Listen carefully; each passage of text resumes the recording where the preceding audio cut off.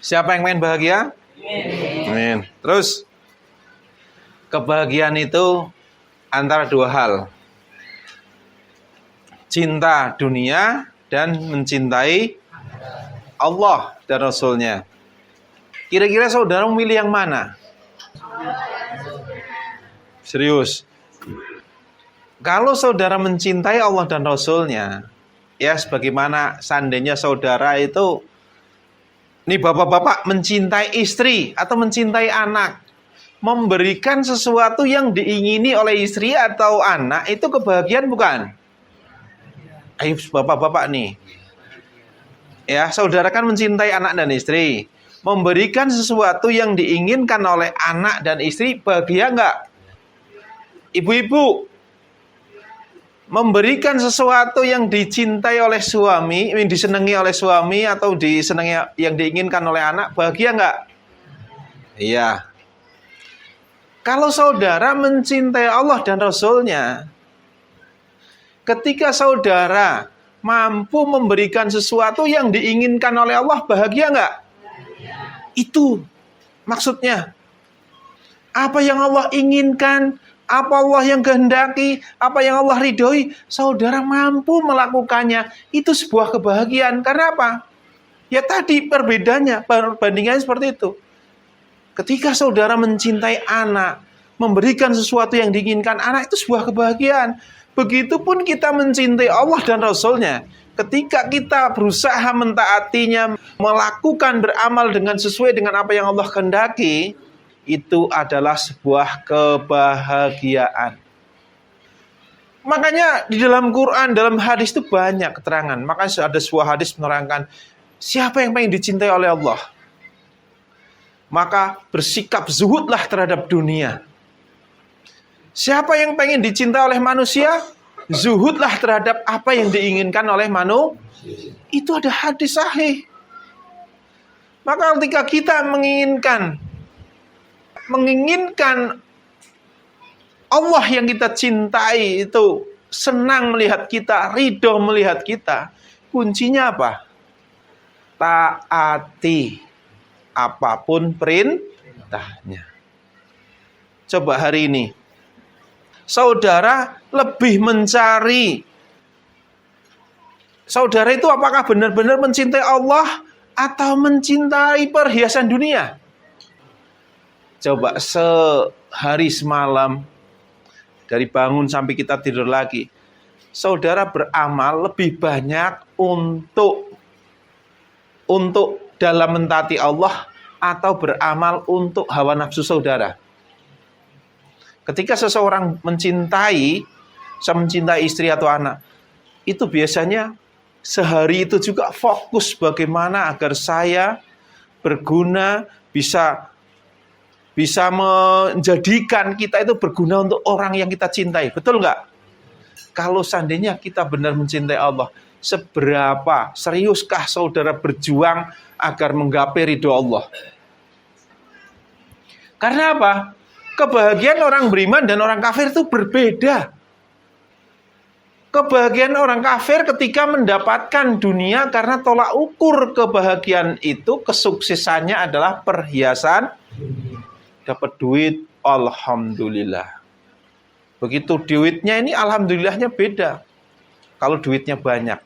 Kalau sedikit, wah gara-gara hujan. Wah gara-gara libur. Wah gara-gara apa. Wah, gara-gara motorku gembes. Wah, gara-gara apa? Itu ngedumel. Jadi saudara sebenarnya bersyukur enggak kalau demikian? Jadi orang yang kafir, itu kebahagiaannya tolak ukurnya adalah dunia. Semakin banyak harta yang dia raih, dia semakin bahagia. Saudara kira-kira, semakin banyak harta yang saudara dapatkan, bahagia enggak? Nih, kalau orang beriman itu dapat duit banyak, bingung lagi. Ya Allah, Engkau anugerahkan pada saya rezeki yang banyak. Ini harus saya sampaikan. Ini di sini ada hak fakir miskin. Itu orang beriman. Jadi begitu dapat rezeki banyak, nggak bahagia. Karena apa? Dia masih punya tanggung jawab untuk menyampaikan, menyalurkan rezekinya. Maka Rasulullah itu pernah ada orang dapat istilahnya pungutan namanya rampasan perang. Ghanimah. Begitu didapat di masjid dibagi-bagi masih nyisa 1 dinar apa 2 dinar. 1 dinar berapa Pak ya? 1 kambing apa ya? Kurang lebih 1 seekor kambing. Kalau seandainya kita hartanya lebih seneng nggak? Rasulullah bingung. Wah ini masih sisa nih, masih lebih. Coba cari orang-orang yang belum kebagian siapa. Atau siapa yang fakir miskin. Benar-benar. Sampai hanya karena nyisa 1 dinar Rasulullah nggak pulang ke rumah. Karena takut kalau uang dia tinggalin, dia wafat takut jadi hisab. Makanya sampai begitu pagi tiba, Rasulullah nggak tidur, nunggu di masjid. Siapa yang belum dapat, begitu pagi ada sahabat yang datang, ada yang belum bagian. Akhirnya di bawah, diambil sana, kasihkan sekarang juga. Baru Rasulullah pulang. Hari ini berbeda. Saudara nggak pulang-pulang, sebelum saudara dapat uang. Ini gimana? Dagang sepi, pantang pulang sebelum habis, gitu kan? Walaupun jam maghrib sekalipun, wah nanti tunggu Isya, siapa tahu setelah Isya dapat lagi. Begitu berangkat lagi besok jam 10 habis. Alhamdulillah habis semua. Allah memberikan harta hari ini, memberikan rezeki padaku. Terima kasih Allah, pulang dengan bangganya. Sering nggak kayak gitu? Saya kasih bacaan ayatnya. Quran Hud ayat 11, 10 dan sampai dengan 12. Bismillahirrahmanirrahim. Dan jika kami berikan kebahagiaan kepadanya setelah ditimpa bencana yang menimpanya, niscaya dia akan berkata, telah hilang bencana itu dariku. Sesungguhnya dia merasa sangat gembira dan bangga, kecuali orang-orang yang sabar dan mengerjakan kebajikan. Mereka meroleh ampunan dan pahala yang besar. Maka boleh jadi engkau Muhammad hendak meninggalkan sebagian dari apa yang diwahyukan kepadamu dan dadamu sempit karenanya, karena mereka akan mengatakan, mengapa tidak diturunkan kepadanya harta kekayaan atau datang bersamanya malaikat? Sungguh engkau hanyalah seorang pemberi peringatan dan Allah pemelihara segala sesuatu.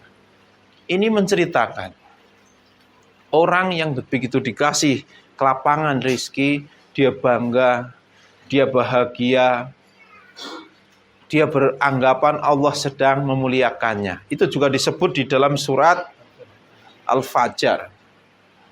Maka di sini ditekankan oleh utusannya di sana pada Allah, pada Rasulullah, yaitu ya, dikatakan, maka boleh jadi engkau Muhammad hendak meninggalkan sebagian dari apa yang diturunkan kepadamu. Jadi ayat-ayat tentang zuhud, ayat-ayat tentang meninggalkan perhiasan dunia, kayaknya berat, ini nggak usah dipakai gitu. Jadi boleh jadi gitu kan. Rasulullah udah kepikiran mungkin atau enggak tahu, Allahu a'lam ya. Jadi meninggalkan dari apa yang diwahyukan kepadamu dan dadamu terasa sempit oleh karena Rasulullah itu perjuangan dalam menyampaikan zuhud pada umatnya, itu perjuangan. Karena apa? Sempit dadanya, karena sakit. Lah ini diterangkan. Karena apa? Karena mereka akan mengatakan, mengapa tidak diturunkan kepadanya Muhammad kekayaan atau bersamanya seorang. Hari ini orang beranggapan Nabi dan Rasul kan orang yang kaya-kaya. Jadi begitu diutus utusannya ya membawa kekayaan. Al-Mahdi juga di akhir zaman membawa kekayaan yang melimpah, akan membagi-bagikan secara rata, seakan-akan Al-Mahdi diutus pasti orang kaya. Maka yang ditunggu apa? Kekayaannya. Yang ditunggu hartanya. Seneng banget tunggu Al-Mahdi. Karena apa? Nggak kepengin kiri lagi. Seperti itu kira-kira. Terus di dalam Quran surat Al-Fajr ayat 15 sampai 16. Bismillahirrahmanirrahim. Maka adapun manusia apabila Tuhan mengujinya lalu memuliakannya dan memberinya kesenangan, maka dia berkata, Tuhanku telah memuliakanku. Namun apabila Tuhan mengujinya lalu membatasi rezekinya, maka dia berkata, Tuhanku telah menghinakanku. Banyak gak kayak gini? Saudara miskin, seakan-akan Allah sedang menghinakan saudara. Berarti saya banyak dosa nih gara-gara miskin, gak kasih rezeki. Begitu saudara banyak duit, banyak harta, kaya, saudara beranggapan Allah sedang memuliakan saudara. Itu padahal salah, terbalik. Nih surat Al-Fajr jelas. Yang di ayat-ayat selanjutnya, orang tersebut lebih mencintai perhiasan dunia. Mencintai perhiasan dunia dengan berlebihan. Itu diterangkan. Terus surat Al-Hadid ayat 20. Bismillahirrahmanirrahim. Dan kehidupan dunia tidak lain hanyalah kesenangan yang palsu. Jadi gini. Hidup dunia itu sebenarnya sangat singkat. Makanya diterangkan ketika kita di yaumul akhir, kita seakan-akan hidup di dunia itu cuma pagi atau sore doang. Betul nggak? Ayatnya bunyinya seperti itu. Jadi artinya dunia ini sempit. Seandainya saudara tidur, saudara bermimpi indah, begitu dibangunin nggak terima. Ayo bangun-bangun. Nggak terima, saya pengen tidur lagi karena pengen mimpi indah lagi. Betul nggak? Siapa yang pengen kayak gitu? Kita mimpi indah, oke indah banget. Begitu ada yang bangunin, saudara nggak terima nggak? Terima nggak? Kamu bangunin saya lagi mimpi indah gitu. Padahal saudara tahu itu kan hanya mimpi. Tapi giliran saudara mimpi dikejar-kejar maling, ada yang bangunin seneng. Kenapa? Inilah hidup di dunia. Dunia itu kayak orang mimpi. Saudara menjadikan dunia sebagai tujuannya. Kalau dunia ini sebagaimana seperti surga, maka saudara akan nggak mau mati, takut mati. Dibangunin susah ibaratnya kalau tidur. Tapi giliran saudara sengsara atau apa, pengennya bunuh diri.